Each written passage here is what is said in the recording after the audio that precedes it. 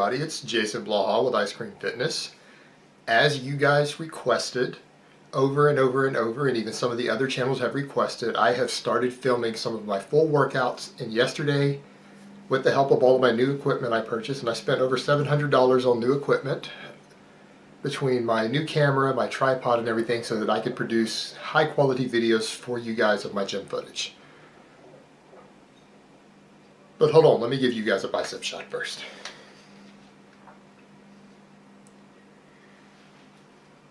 Alright, before I jump into the video, I just want to let you guys know I'm not interested in people's critiques of my strength level, because keep in mind, I've already told you guys where my strength levels are going to be at the end of the year. It's not optional. And remember, I've only been lifting weights for 20 months after being in bed for an entire year. So expecting me to be benching 450 pounds for reps right now, or squatting 700 pounds is just unrealistic. And the things you guys are going to notice, there are going to be a few form breakdowns. You're going to see some muscle weaknesses in there that some of you guys are going to pick out. Don't assume that everything I'm doing is perfect form, because there are tools that I'm using by videoing, and I've already found in these videos some muscle weaknesses and things that I personally need to work on. And that's one of the reasons that videoing can be good for you, because there's always room for improvement. So you guys may or may not notice some of that, things like on my squat accessory work, my hips giving out a little bit. I need to work on both my foot stance a little bit and strengthening my hips, things like that. And you guys will also notice I use accommodating resistance. And a lot of you guys who aren't familiar with powerlifting and you're mostly used to seeing bodybuilding stuff are really not going to be familiar with that. So it's going to be a little different. But yesterday's session was a max effort squat and deadlift session. So let's get right to it.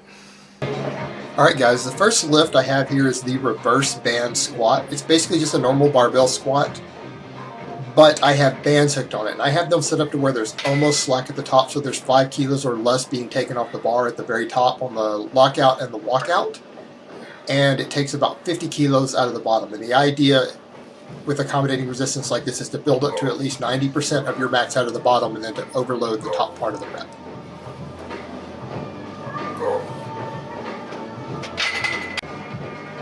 Alright, even though I'm still warming up, you'll notice that my setup is very tight. I take a lot of time setting up, getting my scapula retracted, and getting everything tight. I think it's a big mistake people make on their squatting, is to not get tight enough in general. I see this with novices. And the same thing, people are practicing their ramping up sets, and they're not using the same form they're going to use on the max, and that is a big mistake.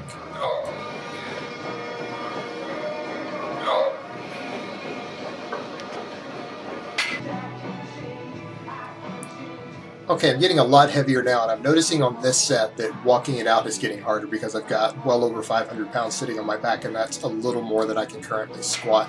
Now you'll notice when I come back, I take a lot of time getting my hips set back really hard so that I can sit back and not just sit down. And here it goes right here. Same thing, reset, go down, boom.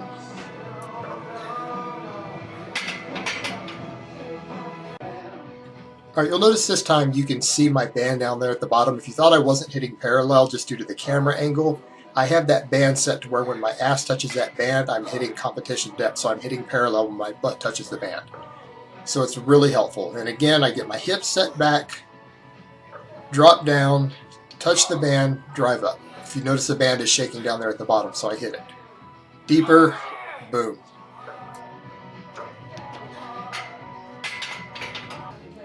Alright, this set is for the money. This is my final set, and this is my max. This is over 90% of my max coming out of the hole, and a hell of a lot more than I can squat even halfway up, and definitely at the lockout. So it's forcing me to learn to get more explosive, to get faster, and to drive through instead of decelerating at the top, because I have a weight that I can't normally handle that I'm having to push up.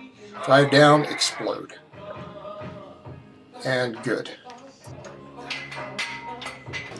Alright, this is my first time using this bar, but in the West Side system for your max effort work, you rotate through different lifts, different chains, bands, bars, and things for your max effort work. You never do the same thing twice in a row, and so I'm trying this bar for the first time. I can do a lot more with a higher handle one, but this one is actually to normal handle depth. All right, at this point I started to get a little worried with this weight because this bar has no curling on the handles. They are completely smooth, and I didn't bring any straps with me today. So this set is kind of to give me an idea of how my grip is going to hold out. I'm not going to do many warm-up sets at all. I just want to get straight to a max.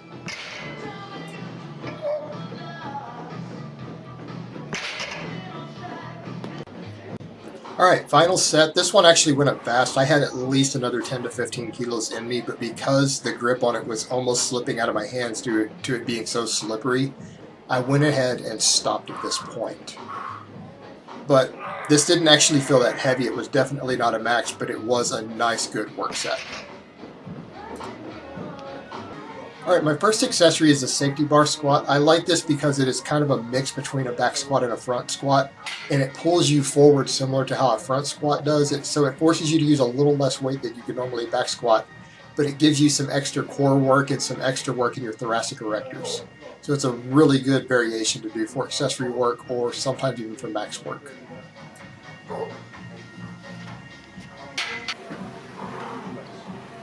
Okay, now I'm going to my real work sets. You'll notice I do kind of the same setup. I get my hips set back and I try to sit back when I do these just like on a squat and then drive it through the heels, although I'm feeling my hips are a little weak, and you'll notice I'm really failing on the next set if you watch closely.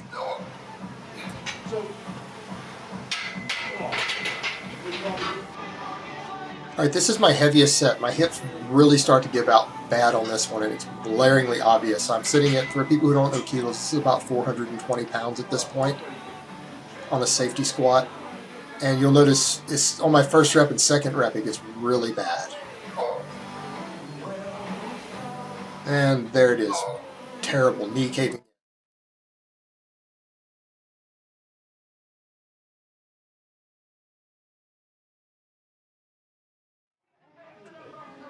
And I dropped the weight down another 10 kilos for this one because my hips just couldn't take it, and they're still kind of weak on it. And I think at this point, from all the heavy work, my hips are pretty well just shot.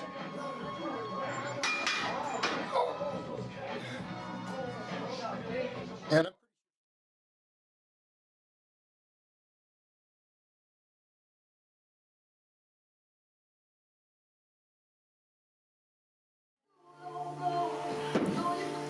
alright guys, this is the glute ham raise. I will just say for the record that I hate this lift with a passion. This thing hurts so fucking bad that I can't stand it. But it is one of the most amazing hamstring builders that you will ever encounter. So if hamstrings are a weakness for you, this is something you need to do. Or if you want to improve your squat and deadlift, if you have access to one of these machines, this is just an absolutely essential lift.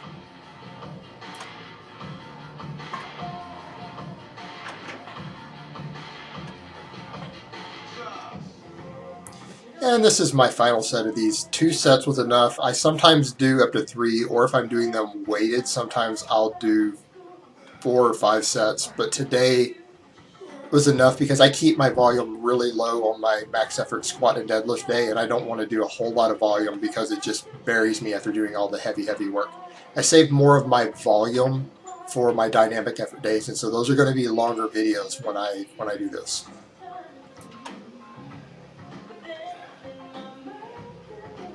Alright guys, this is my current go-to for abs. These are done on a lat pull-down machine with my butt up against the pads that you would normally put your knees under to help hold me down because I'm using almost my body weight.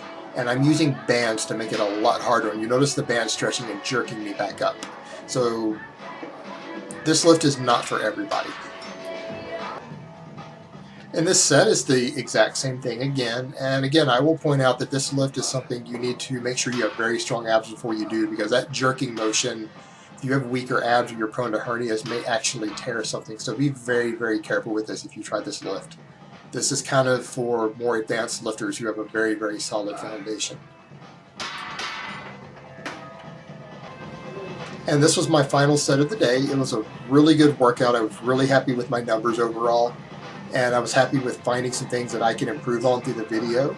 And I hope you guys enjoyed it and you learned a few things about some basics of powerlifting. And you learned that powerlifting is not 5x5, that 5x5 is bodybuilding.